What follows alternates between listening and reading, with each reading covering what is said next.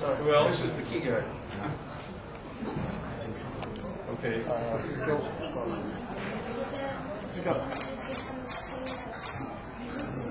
Sorry, sir. Okay, please.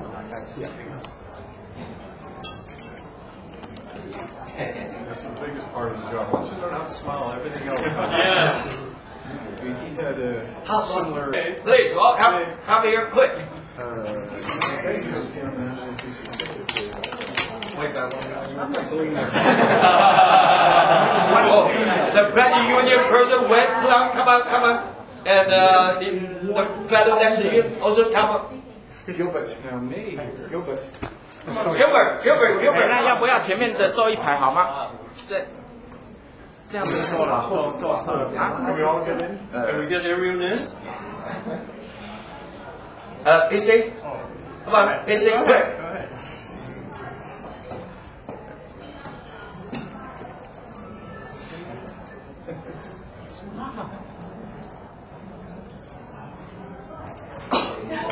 Democratic reform. This is Democratic. But that's fine. You can hang on to it because the phone numbers are all still the same. No, I'm going to introduce you. Oh, okay. Oh, yeah. So, And we have one as well as Amy. And now I'd like to invite Ying Hope to come and introduce our keynote speaker. Thank you.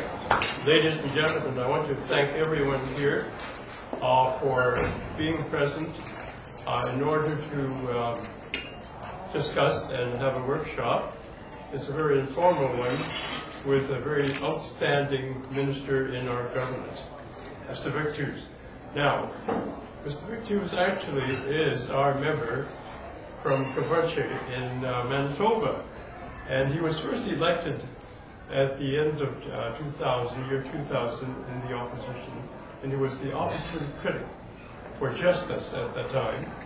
And then he was re-elected twice. And of course the final time was just simply last year, January the 27th, I believe was the date 23rd. of the election. And in the event, he has held two very important posts. And this is the reason why he's here today. First of all, he was Minister of Justice and Attorney General for Canada. And we all know Mr. Victus because of his tightening up of criminal laws and his improvement of the whole system in terms of justice in that one short period of 1 year. Those of us who had the good fortune to see him and listen to him in parliamentary debates on the various channels in CPAC will be very, very familiar with how effective Mr. Victus is. Today, he comes in a dual role. He is also the president of the Treasury Board. Now, I don't know which is more important, but as far as I'm concerned, they're both very important. And he has been appointed January the 4th of this year to that role.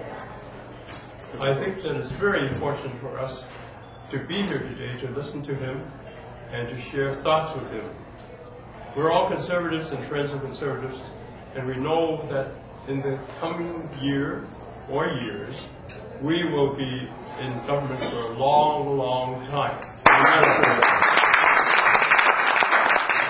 Now, I think I should mention that we also have the good fortune to have Peter Van Loan here today.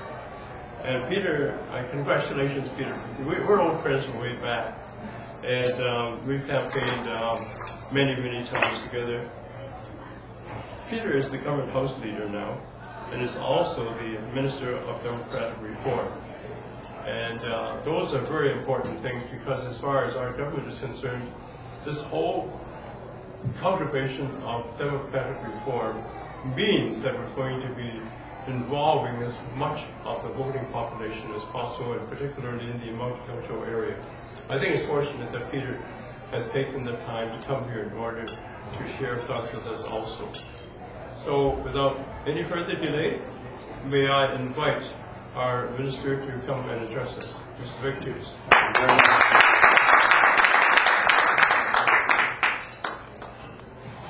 Thank you, Ian, for the very kind words and for the opportunity to be here with you. It's always good to share a room with my colleague here, who many of you have known for a number of years, but also to speak to fellow conservatives.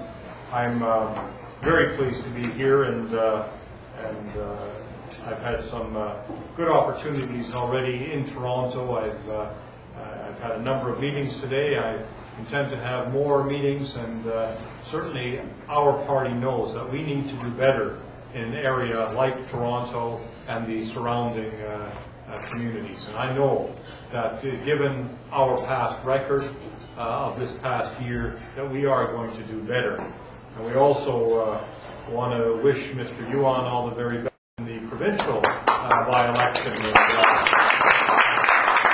I understand he has to leave already. He's supposed to go knock doors. He has a tough taskmaster, Pauline Browse, and as you know her, she no doubt gave him a few minutes off to come here, shake hands, but he's got to go down and get real work done and leave the talking to us here today. And as I say, it's always a pleasure to be here in the Greater Toronto Area, in particular to Markham. And as I begin to settle down in my new job as the Treasury Board President, I've enjoyed the opportunity to meet with a wide range of people, from public servants and labor representatives to business people like you.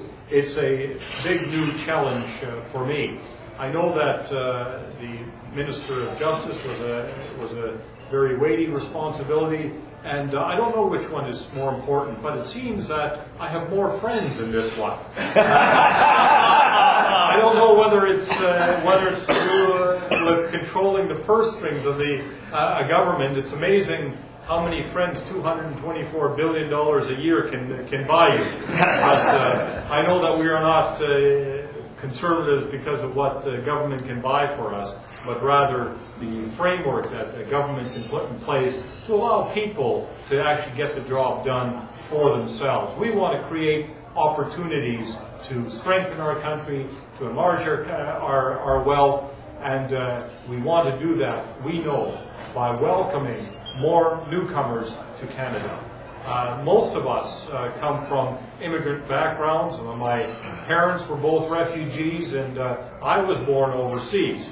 And so I know that there's always a difficulty in coming to a new area, to a new country. When I came to Canada, I couldn't speak English, but that wasn't something that held us back. In time, we learned to speak English, and as a community, we learned to contribute to the overall community of Canada.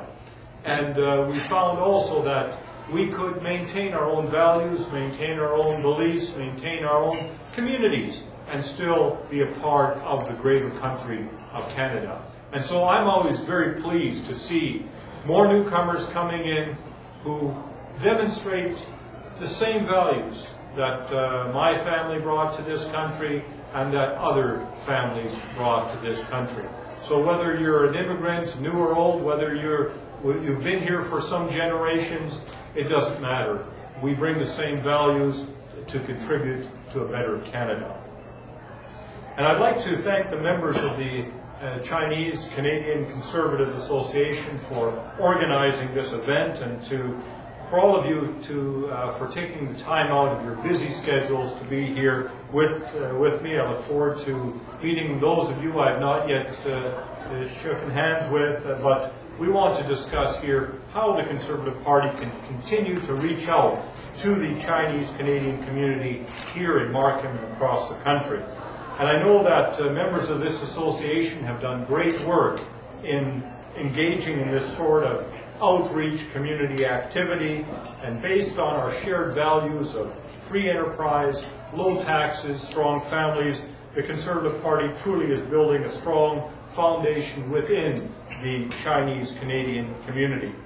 And the foundation is growing within other cultural communities in Southern Ontario as well. We welcome the new MP, Wahid Khan, the Member of Parliament for Mississauga-Streetsville, who I will be seeing tomorrow, and he brought with him a host of former Liberals who have grown disillusioned with that party.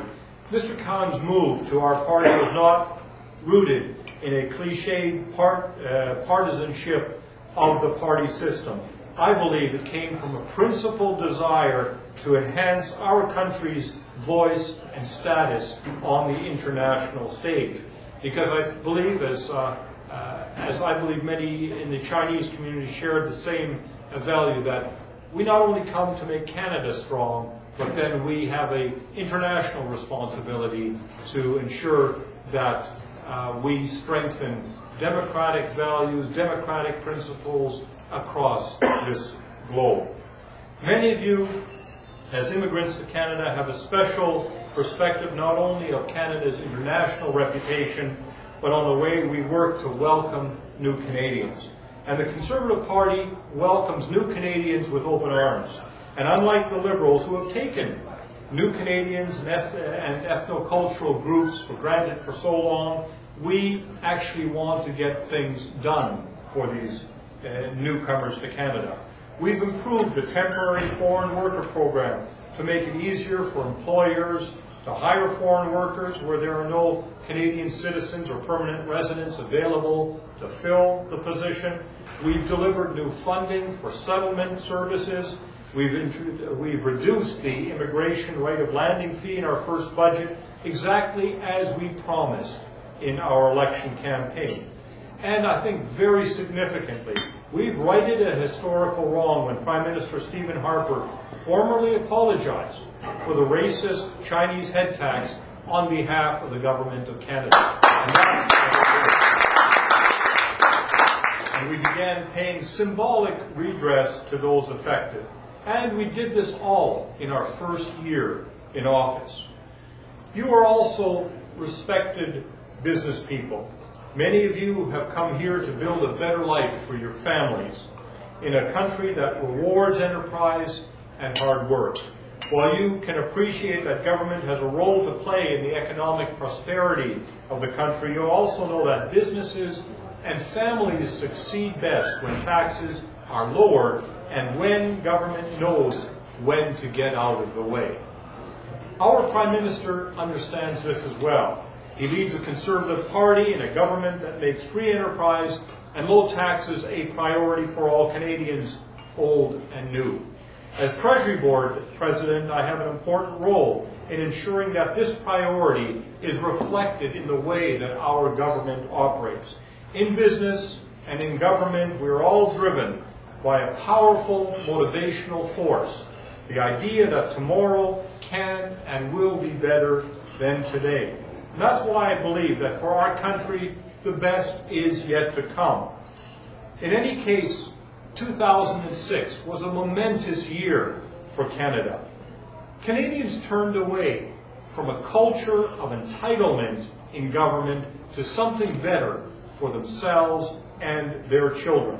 And I want to talk to you very briefly about how Canada's government is making that happen. And today I want to talk about two themes specifically: accountability and fiscal responsibility. As President of the Treasury Board, I have the unique opportunity to be at the center of change in both of those areas. And I have a full plate of challenges ahead of me in my new role. But before I discuss these challenges, I would like to take you back a year ago, last January, when Canadians voted for change. Canadians elected our party on our commitments to provide real tax relief for Canadians, to help parents with the cost of raising their children, to crack down on crime, which is plaguing our communities, and perhaps importantly as well, to clean up government. And we have followed through with those commitments. On our tax relief, we acted as we promised. We reduced the GST by 1 percentage point. We also brought in a budget that provided over $20 billion in total tax relief to Canadians over the next 2 years. 4 times more, that's more than the last 4 Liberal budgets provided to Canadians. In his economic and fiscal update in November, Finance Minister Jim Flaherty introduced Advantage Canada. What is Advantage Canada? What does it mean for the ordinary Canadian? Well, we have looked at a number of issues in respect of Advantage Canada. It will give Canadians the advantages needed to compete in a global economy in the 21st century, lowering taxes, increasing opportunities, creating more opportunities for education, for our youth, and importantly, providing infrastructure so that goods, services, and people can move in a seamless way from our cities and ports and other points in order to ensure that our communities grow and prosper. We have fulfilled our promise on child care. Earlier this year, we implemented the Universal Child Care Benefit, a plan that is already providing Canadian families with monthly payments of $100 each per child for children under age 6. We believe that the best child care for our children is families, and wherever possible, we want to ensure that mothers and fathers have the opportunity to stay at home with their children where they choose, and to help them with the costs of raising those children. And more than 1.9 million children and their families are benefiting from this initiative alone. As I've said, we have come through on tackling crime. As Justice Minister, I introduced almost a dozen bills making our streets and communities safer. Now, the task of getting those bills finally through to law, completed, will fall on the shoulders of Peter Van Loan as our House Leader to get those bills through. And I know that we will not simply end at the agenda that I brought forward in the House, and when Peter pushes those bills through the House to a successful completion, but we know that Rob Nicholson, the new Justice Minister, will continue with those same initiatives to keep our streets and our communities safe and strong. What I am so very disappointed about is the promises that Liberals made to the people of Canada during the election.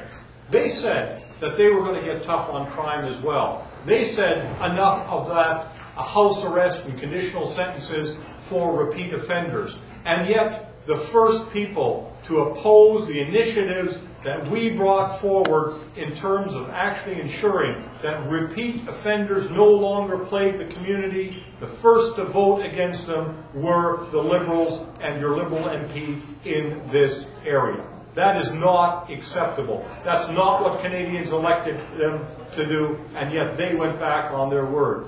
They promised Canadians, when the gun crimes were rising in this city especially, that they would get tough on gun crimes.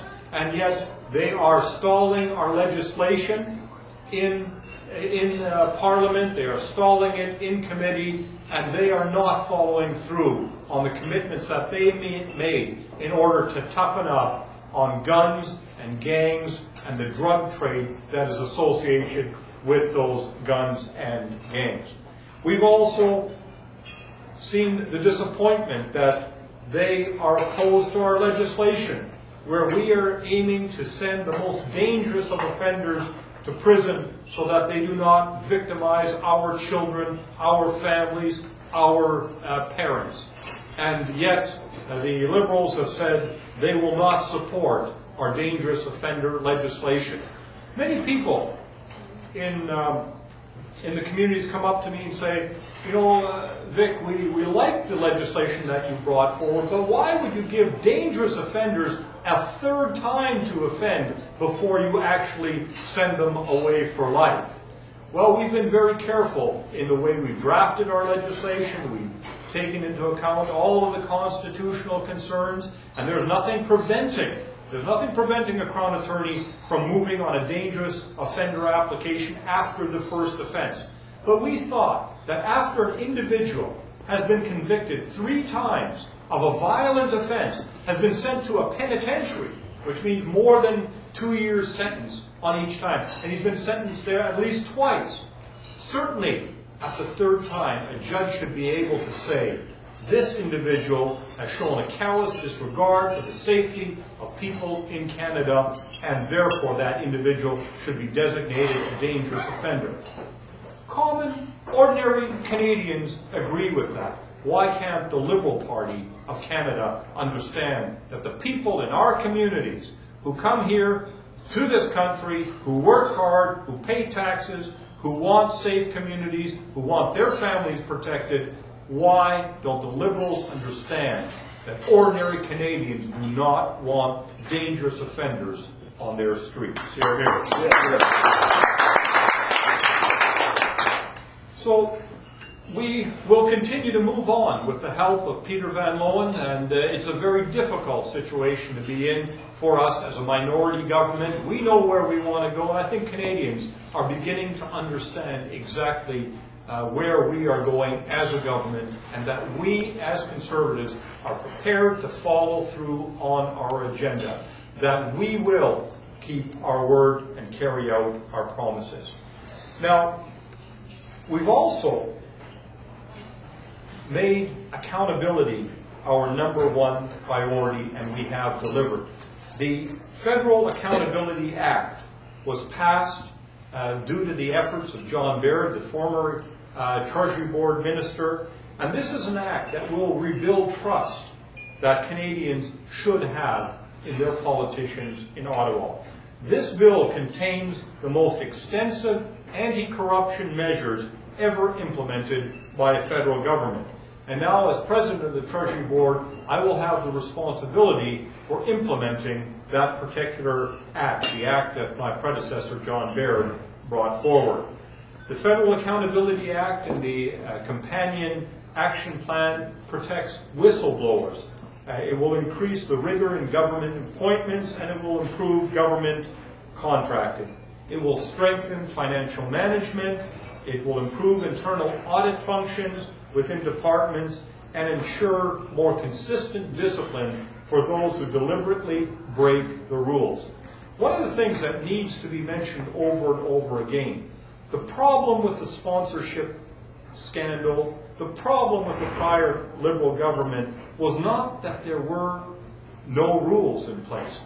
There were many rules in place. The problem was that the government failed to follow the rules, that individuals broke the rules, as the Auditor General said. And so what we are looking for is not simply adding on more rules. If people don't obey the rules and aren't held accountable, more rules don't make any difference. But what we will do is, in fact, improve the accountability through the efforts of the Auditor General and the Ethics Commissioner. They will receive the power and the resources that they need in order to be effective, independent watchdogs over our government.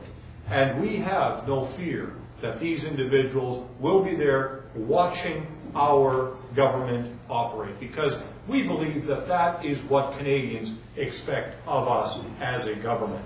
We have toughened the laws around the financing of political parties and candidates, which is actually good news for many of you, because we're no longer able to ask you for as much money as we were in the past.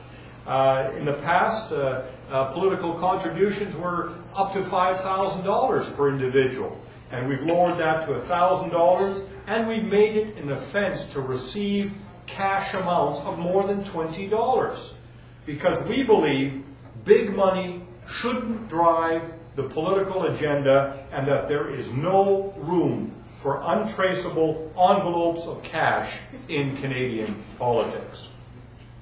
The Canadian government is one of the largest purchasers of goods and services in the country. So we've also taken steps to reform the way the government procurement system works to ensure that the bidding process is fair, open, and transparent. And I've heard from many small vendors, small business people, many of you may fall into that category, where they seem to get placed out of the running for government work because they are small.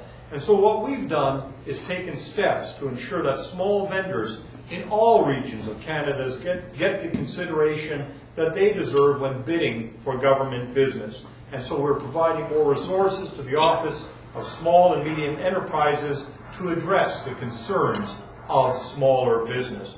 We know that small business, many of the businesses right here in this mall, are exactly the kind of businesses that drive the Canadian economy, and they should receive their fair share of work from the government and should be entitled to bid for that work in a fair, open, and transparent process. Government should be going out of its way to ensure that small businesses gets the same advantages that big businesses do. My department is responsible for keeping tabs on how your government spends your money. And the responsibility is something that I take very seriously. When I go home to my constituents in Provencher and Manitoba, I have to be able to look my constituents directly in the eye and be able to say to them that I have done everything in my power to ensure that their hard-earned money that they send to Ottawa has been spent wisely and on things that matter to them. One of the things that people may not realize, and this came as a bit of a surprise to me, but there are large amounts in our $224 billion budget on an annual basis where there is no effective review of how that money is spent. What do I mean by that? We have what they call an A-base budget. And that A-base budget is a way of talking about money that is rolled over from year to year to year. It's automatically approved every year. And no one actually examines the spending of that money to see whether that money is being spent effectively. There is no mechanism, a real mechanism in place to ensure that. And so when new government priorities are brought forward and the civil servants, the public servants ask for more money, no one goes back and says, well, what about the A-base $45 billion? They just add onto that A-base funding. And so in 6 years, that unreviewed money, that pocket of unreviewed money, has grown in 6 years under the Liberals from $45 billion to $90 billion. $90 billion, that is essentially rolled over year after year after year. Now, what does that mean? $45 billion means $1,500 for every family view of how that money is spent. What do I mean by that? We have what they call an A-base budget. And that A-base budget is a way of talking about money that is rolled over from year to year to year. It's automatically approved every year. And no one actually examines the spending of that money to see whether that money is being spent effectively. There is no mechanism, a real mechanism in place to ensure that. And so when new government priorities are brought forward and the civil servants, the public servants ask for more money, no one goes back and says, well, what about the A-base $45 billion? They just add onto that A-base funding. And so in 6 years, that unreviewed money, that pocket of unreviewed money, has grown in 6 years under the Liberals from $45 billion to $90 billion. $90 billion, that is essentially rolled over year after year after year. Now, what does that mean? $45 billion means $1,500 for every family of 4 in Canada. $1,500 out of your pocket, and no effective mechanism to review that, a period of time as possible. For example, in the most recent budget, we put aside $13 billion to address the debt. Very a significant contribution, but of course, when you owe $500 billion, it's still a small contribution. But to those who say, well, that's money misspent, or we should have spent it on programming, remember what $13 billion does. $13 billion saves the taxpayers of Canada, by paying that towards debt, $650 million every year in perpetuity. So that is $650 million that suddenly becomes free to either spend on programming that we can afford, or in fact goes back to taxpayers in terms of lower taxes. So we are committed in an orderly fashion to eliminate that debt, and we will do so in as quickly a period of time as we can. Peter, in terms of the Advantage Canada,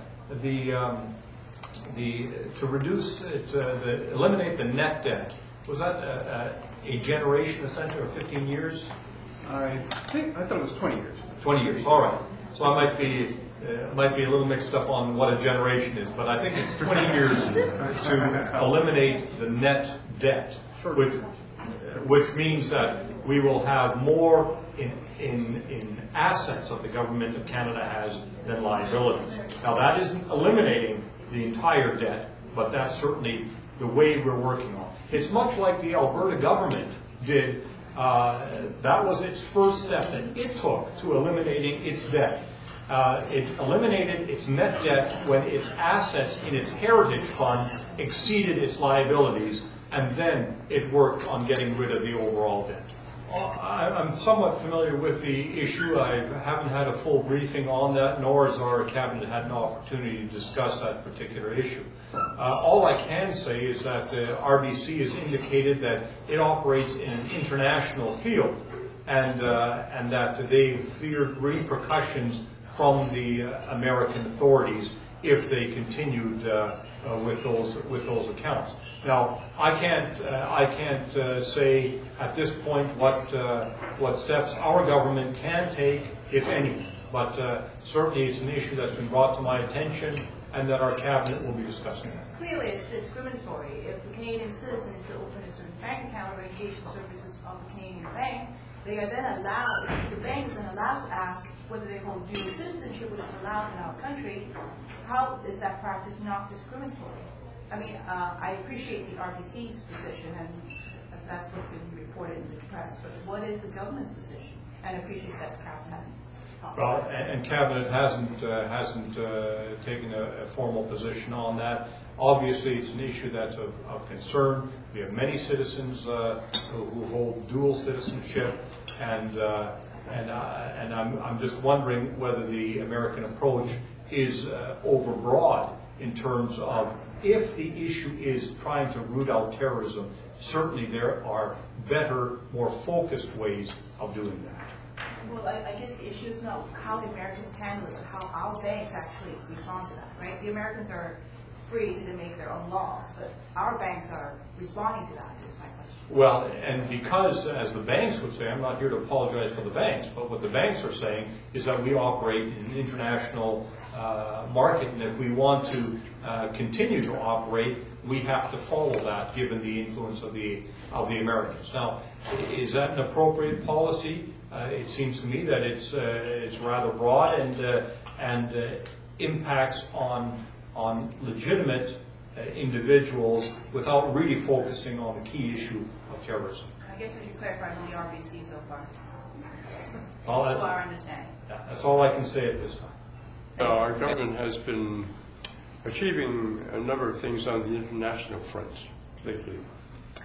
One of the things which I think the Chinese community here, and particularly those who support the government, is very interested in, is the matter of outreach to the Far East. Now, more recently, of course, the Prime Minister has appointed a certain gentleman from the Mississauga area, who was recently a Liberal, but is now a very strong Conservative, to outreach in the subcontinent of Asia. I'm talking about India and the Middle East, and that's very far-reaching. However, we're wondering if there is, just on the horizon, a similar kind of program for, shall we say, the Pacific border of that particular same Asian continent. As you know, the Prime Minister made some inroads in APEC back in November. However, how are we following up on that in terms of exploratory and outreach? I think that part of that will be determined after Mr. Emerson gets back. Minister Emerson gets back from China. He left, I believe it was today or yesterday, on his trip to China. And we feel that this is a very important step by our government. We want to ensure that we have good relationships with China.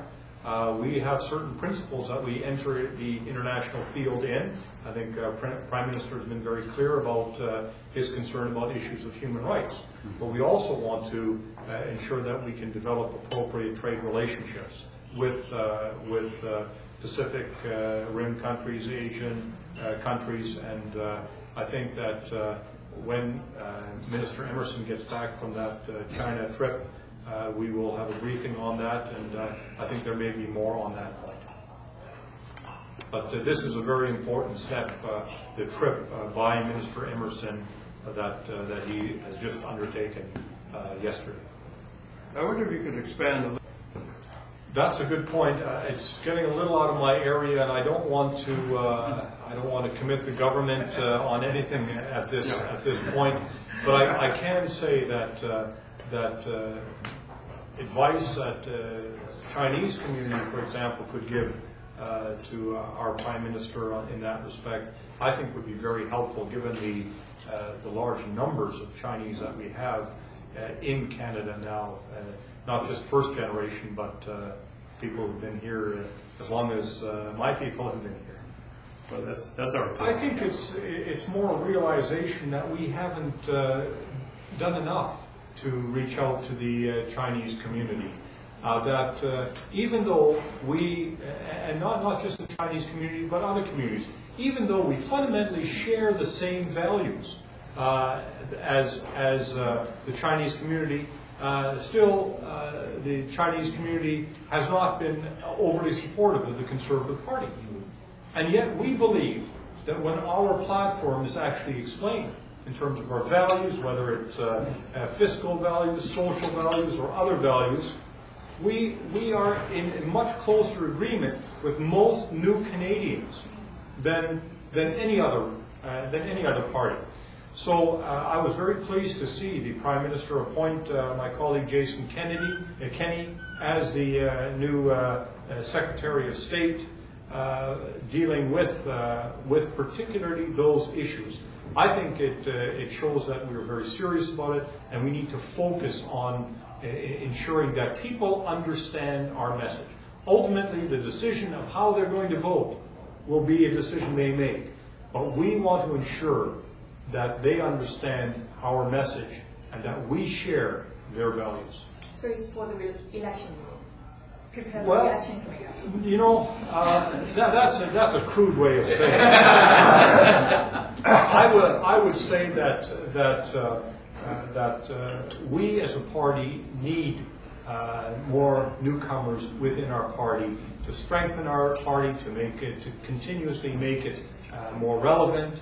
And I think what you will see with our party is that we don't need newcomers simply for an election. We need their ongoing support to build a stronger country. I think the principled approach that the Prime Minister has taken, for example, in the Middle East, is not something that is necessarily justified by the polls. It's something that he believes as a matter of principle, that our party believes as a matter of principle. And we think that by advancing our principles in a public way, people will understand, will support us, yes, during election time as well, but generally to keep conservative governments in power in order to advance values that are consistent, especially fiscal and economic values. Just one follow-up, because I talked to Jason Kenney earlier last week. Yes. I just want to make clear, I don't know whether the Conservative government actually is now wanting more support from the Chinese community. One is the voters' role. They vote for the Conservative government. on the other hand, more Chinese people join the Conservative Party? Is it true actually you're recruiting the voters and the people join the Conservative Party? Well, are we making inroads to the Chinese community, if that's what you're asking, either through the party or through government? I believe we are. I believe our message is resonating. People are understanding that, as I say, our values are values that they share in common with us. And so if we believe the same things, if we want the same things for our families and for our country and for our businesses, why shouldn't we be out there communicating it? And it's not enough to say that, we'll wait until the Liberals are so corrupt that they'll just collapse as a government. We need to be more proactive in actually telling Canadians what we stand for. And that has been the focus that our Prime Minister has been having us adopt in terms of getting us out into these areas where we presently don't have an MP. I mean, we have MPs who border on here, but we don't have this riding. And so we say, well, why is it that people here who share our values don't vote for us? So either our message isn't right, and I believe our message is right, or we're not doing a good enough job in communicating. So we're out there communicating more. And once people become familiar with us, I think they'll support us in greater numbers. I'm convinced. For example, I just draw this to your attention. In my riding, I come from a riding, Western Canada, rural. 18% of the population there is French Canadian, Franco-Manitoba. Their traditional base has always been the Liberal Party, and I made a specific effort of going out into the Francophone communities, even though I don't speak French. I made a specific effort of going out there and saying, I'm going to be the MP, but I want your support when I go to Ottawa. This last election, I won every single Francophone poll other than one, because that keeps you humble. It means you got to go out there and still got to work on that one poll. And that's, I believe, in the same way that, can we form government without communities like this? Maybe we can. We did. But I would like to form government with a riding like this and actually have a representative from your community as the MP from this area. Joseph Lau from Toronto TV. I've seen many MPs going to the Markham by-election party, and also more conservative MP from other provinces other than Ontario come to Ontario. It's giving me an impression that the provincial conservative is running a campaign, and also the federal conservative is running a campaign. So what kind of time frame that we're expecting the next federal election? I don't know when the next federal election is going to be, and I think it's going to depend more on the other parties than it is going to be on our party. The one thing that Prime Minister Harper has said, I want to govern over this next year in order to put our priorities and our agenda in place. And so we are not looking at an immediate election. What we are saying is we're ready for an election. We have more money, we are more organized, and we are more committed than any other party. But we're not focusing on an election. We are focusing on government and ensuring that the policies that we ran on are actually implemented by our government. That's our focus. And I think people will see that. It won't be too long, but I'm pleased to be here as York Region's voice in Canada's cabinet. I might say the only Conservative elected here in York Region, and obviously I have a great interest in ridings like this one that we're in right now, which is Markham, Richmond Hill, Markham Oak Ridges, and the rest in York Region, because these are ridings that historically have been Conservative, and I believe will be Conservative again, and will be, because we're putting forward as a government exactly the kinds of priorities that people in these communities have as their priorities. In the year ahead, you will see us focusing, and I should just say, as government House leader. I was president of the Queen's Privy Council in my previous Too many presidents. many presidents in there. As government House leader, it's my job to steer that agenda of government legislation through Parliament. And that means I do get to choose what our priorities are, but to some extent our priorities are known and are clear to everybody. We want to cut taxes and control spending so that we're helping ordinary, hardworking Canadians. We want to improve the environment and the health of all Canadians, and you'll see us moving on that front. We're going to continue to show the kind of leadership we've been showing on the world stage, the kind of leadership Canada hasn't shown in over a decade on the world stage. And we're going to continue working to get tough on crime. I do want to focus on that in particular for a minute, because Vic was, our Justice Minister, brought forward a tremendous package of reforms that people have been calling for, people in this community. We have had very serious problems with gun crime and gang crime, particularly in Markham and York region and Toronto to the south. And we have brought forward a number of very strong proposals, some of which have made progress, but some of which are encountering real resistance from a Liberal opposition that just does not accept or understand the concerns and the fears of residents of communities like Markham. I take, for example, Bill C-10, which was our proposal for mandatory penalties for those who commit crimes with guns, serious crimes, those who are in possession of illegal guns. And this bill would require that those people, when convicted of committing a violent crime with a gun, would have to go to jail. They wouldn't be released, they couldn't be released by a judge into the community without doing jail time. Well, that's a bill that we campaigned on. It's a bill that we thought the Liberal Party campaigned on. But in this region, members of Parliament like John McCallum and Brian Wilford, members of Parliament who say they're tough on crime, voted against that bill, as they did vote against other pieces of legislation that we put forward to get tough on crime.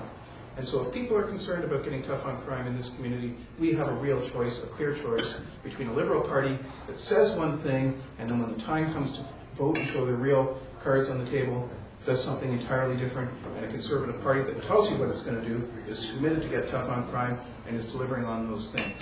So that's an important part of an agenda, and I'll continue to work on trying to get that through the House in the fall. And of course, the final of our 5 priorities for the coming year is my own responsibility as Minister for Democratic Reform. And we are going to focus on democratic reform, making our democracy work better for all Canadians, and that includes trying to reform the Senate, an unaccountable, unelected Senate where members sit as senators for as many as 45-year terms. We want to see that reduced to 8 years, and we want to allow for some kind of democracy. This is supposed to be one of the world's great democracies. We're not sure that it's appropriate to not have some form of consultation from the Canadians on who they want representing them in the Senate. And we also want to focus on cleaning up our elections some more. I just want to say a little bit about our role with the cultural communities. And I have a long history of 31 years in the party as a president of the Ontario PC Party, as president of the PC Party of Canada. I was president of the Ontario Party when we got David Tabucci elected to represent this riding. A very good friend of mine who left a tremendous legacy behind. I'm very much looking forward to seeing Alex Yuan elected in this riding in the upcoming by-election so that he can improve on that legacy. And the reason I say that's particularly important because when we talk about the Chinese community, I know I spent years trying to reach out to communities and bring in candidates. The Chinese community is one that, through their own choice, has put forward fewer candidates in elections than most other multicultural communities in Canada. And I can understand. I come from a background as an Estonian where my family experienced the horrors of living under a communist tyranny. Much of my family died in Siberian camps in the Gulag or otherwise at the hands of the communists. And I understood that reluctance among my mother and my grandparents to get involved in politics. I was lucky. I grew up knowing how important our democracy was and how precious our freedom was, without that same fear, because I hadn't lived the experiences they had where taking a tough stand could be a matter of life and death, could affect their careers, could affect their futures. And I'm looking forward and hoping that we will see more and more people from the Chinese community stepping forward in all parties to become candidates, to become members of parliament, to take a mainstream role in the life, because the Chinese community has become such an important force in the cultural life of Canada, in the economic life of Canada. It's time that the Chinese community stepped forward and took its role as leaders in the political life of Canada, which they have every right to be and they should be. And that has been the focus of our party, to provide that opportunity for people to step forward in the mainstream, not in separate ghettos like you see in the Liberal Party where they pay lip service to the cultural communities, But when the time comes, they use their power of appointment to ensure that people who they like get the nominations in the party brass, rather than allowing a democratic process to unfold. We don't allow that in our party. We have a genuine democratic process where there is a nomination in every riding, and the people, the members of the party, get to decide. And we think that's the best way to see that advance and that progress in the mainstream. And it's a proud tradition in our party. The fact of Canadian history is that the Conservative Party has always been the party of new Canadians, the party of reaching out, the party of building Canada. From Sir John A. Macdonald, who brought together French and English, Old Canadian and New Canadian, East and West, to build a vision of a country that could never existed before and that could be one of the great countries of the world, and that's what it's come to become because of that vision of Sir John A. Macdonald bringing people together. And subsequently, leaders like John Diefenbaker, the first non-English, non-French speaking, non-French origin Prime Minister of Canada.